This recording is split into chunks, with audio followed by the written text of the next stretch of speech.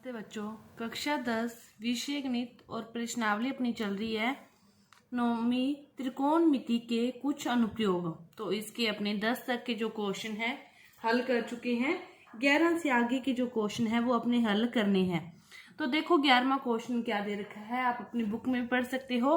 क्या दे रखा है कि एक नहर है और उसके एक तट पर टीवी का जो टावर है वो क्या है, ऊर्ध्वाधर खड़ा है और टावर के ठीक सामने दूसरे तट पर एक अन्य बिंदु से टावर के शिखर का उन्नयन कोण कितना है, 60 डिग्री है।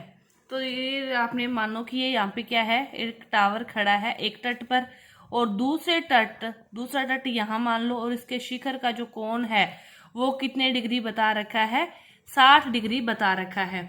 उसके बाद क्या कहते हैं कि इसी तट पर इस बिंदु से 20 मीटर दूर इस बिंदु को मीनार के पास से मिलाने वाली रेखा है कि इसी तट से 20 मीटर दूर, ये दूरी कितनी दे रखी है, 20 मीटर दूर है। और इससे जो टावर के शिखर का जो उन्नयन कोण है इस बिंदु से वो कितना दे रखा है, वो दे रखा है 30 डिग्री, वो दे रखा है 30 डिग्री। और अपने को क्या ज्ञात करना है, टावर की ऊंचाई और नहर की चौड़ाई, ये दोनों अपने को क्या ज्ञात करनी है। इनको नाम दे दो, इसको दे दो ए, इसको दे दो बी सी और इसको क्या नाम दे दो, डी नाम दे दो। अब देखो सबसे पहले अपने इसको लें तो अपने पास देखो ये दोनों ही नहीं है, ये दोनों ही नहीं है, इन दोनों में कोई संबंध आ जाएगा। तो अपने देखो ये दोनों ज्ञात करने हैं। ये क्या हो गया, 90 डिग्री कोण, सामने ये कर्ण है, ये लंब और आधार है। तो फिर कौन सा कोण लगेगा, टेन थीटा। लाल बटा में कक्का में लंब और आधार में संबंध कौन सा होगा, 10। तो 10 60 इक्वल टू क्या, लंब कौन सा आ जाएगा, ए बी अपॉन में क्या आ जाएगा, बी सी। क्या आ जाएगा, ध्यान से देखो, 10 60 equal to A B upon में बी सी। 10 60 कितना होता है, √3 ए बी अपॉन में बी सी। अपने को क्या चाहिए, बी सी चाहिए, क्योंकि अपने अब ये वाली जब भुजा लगाएंगे एक ये आ जाएगा एक ये मान आ जाएगा, दोनों जुड़ के फिर इन दोनों में संबंध आएगा ना। तो ये पूरी भुजा चाहिए, इसके लिए अपने को बी सी की वैल्यू निकालनी। बी सी की वैल्यू निकालेंगे तो बी सी साइड चला जाएगा, √3 कहाँ आ जाएगा, नीचे। तो बी सी इक्वल टू क्या होगा, ए बी अपॉन में √3 समीकरण नंबर 1। यहाँ तक समझ में आया होगा। इसके बाद देखो अपने दोबारा से 10 30 वाला कोण लगाते हैं इनके लिए। तो उसके लिए क्या होगा, ए बी अपॉन में बी डी। तो 10 30 डिग्री इक्वल टू क्या है, ए बी अपॉन में बी डी। अब देखो ए बी है वो तो ए बी है अपने पास, बी डी को क्या लिख सकते हो, B C plus C D, B C plus C D ये लिख सकते हैं। और 10 30 की वैल्यू कितनी होती है, 1 अपॉन में √3। ए बी कितना है नहीं पता अपने को, ए बी का ए बी। बी सी कितना है, ये रहा, बी सी कितना है, ए बी अपॉन में √3 और सी डी कितना है, 20। सी डी कितना है अपने पास, 20। अब देखो इन सभी को हल करने के लिए सबसे पहले √3 इसको हल करते हैं। इधर वाला पड़ा है, ये अपने पास पड़ा है 1 अपॉन में √3, ठीक है। इसको √3 एल्शियम लेंगे, बाद में ऊपर चला जाएगा तो ऊपर क्या बन जाएगा, ए बी √3। यहाँ से √3 क्या हो जाएगा, हट जाएगा और यहाँ पे क्या बन जाएगा, 20 √3। अब क्या करें, तिरछा गुना कर दें, इसको √3 से होगा, इसको 1 से होगा, तो ये तो सेम ही रहेगी। तो ये क्या रहेगी अपने पास, ए बी प्लस 20 √3 और √3 को √3 से करोगे तो ये क्या हो जाएगा, 3 ए बी। ये इस साइड जाएगा, 3 ए बी में से एक ए बी गया तो यहाँ पे कितने ए बी बच गए, 2। और ये क्या है, 20 √3। अब ए बी की वैल्यू निकालनी है तो 20 √3 बटा में 2 से कट गया तो कितना आ गया, 10 √3। ए बी अपने पास कितना आ गया, 10 √3 ए बी आ गया। अब देखो ए बी की जगह अपने ए बी की वैल्यू रख दें, 10 √3 बटा में √3 कट गया तो बी सी अपने पास कितना आ गया, 10 मीटर। नहर की चौड़ाई कितनी आ गई, 10 मीटर। टावर की ऊंचाई कितनी आ गई, 10 √3 मीटर। ये भी किस में आएगी, मीटर में अपने पास आएगी। आपको 11वां क्वेश्चन समझ में आ गया होगा। इसके बाद देखो 12वां क्वेश्चन देखते हैं। 12वां क्वेश्चन क्या दे रखा है कि 7 मीटर ऊंचे भवन है कोई, ये मान लो आपके पास क्या है, 7 मीटर ऊंचा भवन है।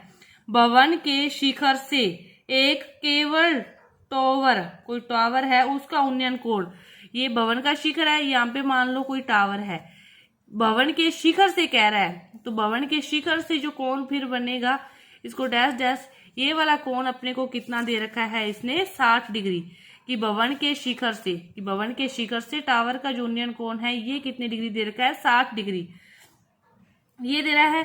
और इसके पाद का अवनमन कोण, तो फिर इसके शिखर से इसका जो पाद का शिखर भवन के और टावर के ये वाला अवनमन कोण ये कितना दे रखा है 45 डिग्री, ये कितना दे रखा है 45 डिग्री।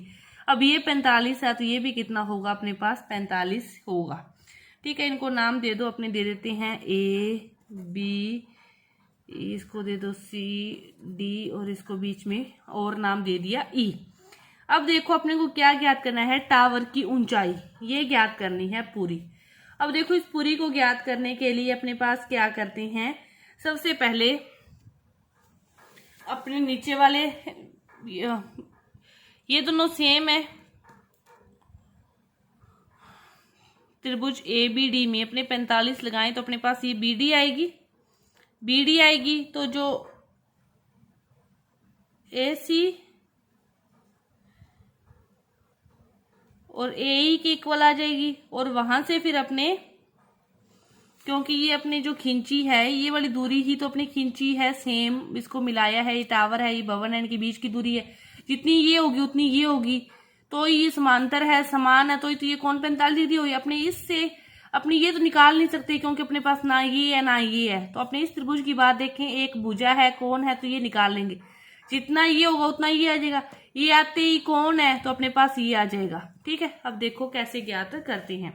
सबसे पहले अपने त्रिभुज एबीडी में लगाते हैं। एबीडी में ये क्या है, कर्ण है, लंब और आधार की बात आते ही कौन सा कोण लगेगा, tan 45 इक्वल टू लंब ए बी अपॉन में क्या आ गया बी डी। tan 45 की वैल्यू कितनी होती है 1 होती है, और ए बी की वैल्यू अपने के पास कितनी है 7 है, ए बी की वैल्यू 7 है और बी डी ज्ञात करना है, तो बी डी कितना हो जाएगा, तिरछा गुणा करते ही अपने पास बी डी कितना आ गया 7। ये किस में दे रखा है अपने को मीटर में, तो ये भी कितना आ गया मीटर। तो चूंकि ए ई इक्वल टू क्या है बी डी है, तो ये भी कितना होगा 7 मीटर होगा, सॉरी सेंटीमीटर नहीं मीटर होगा। अब देखो अपने बात करें त्रिभुज, फिर अपने ए सी ई की बात करें, उसमें लगाएं त्रिभुज ए सी ई में अपने को तो ये निकालनी है, तो ये भी लंब और आधार, tan का कौन लगेगा, तो tan 60 इक्वल टू क्या हो जाएगा लंब सी ई अपॉन में ए ई। tan 60 की वैल्यू कितनी होती है √3, सी ई ज्ञात करनी है और ए ई कितनी है 7, तो सी ई कितनी आ गई 7√3 मीटर, सी ई कितनी आ गई 7√3, ये 7 है तो ये भी कितना होगा 7, अपने यहाँ तक सेम है, ये भी 7 ये आ गई, तो पूरी ऊंचाई ज्ञात करनी है।